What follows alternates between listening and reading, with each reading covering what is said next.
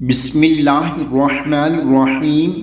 دن رات خدا کی عبادت کا حق۔ حضرت علی رضی اللہ تعالی عنہ فرماتی ہیں کہ حضرت جبرائیل علیہ السلام تشریف لائے اور کہا، اے اللہ کے رسول صلی اللہ علیہ وآلہ وسلم، اگر آپ یہ پسند کرتے ہیں کہ دن رات خدا کی عبادت کا حق ادا کریں تو یہ پڑھا کریں: اللہم لک الحمد حمدا کثیرا خالدا مع خلودک ولک الحمد حمدا لا منتہا له دون علمک ولک الحمد حمدا لا منتہا له دون مشیتک ولک الحمد لا اجر لقائلہ إلا رضا۔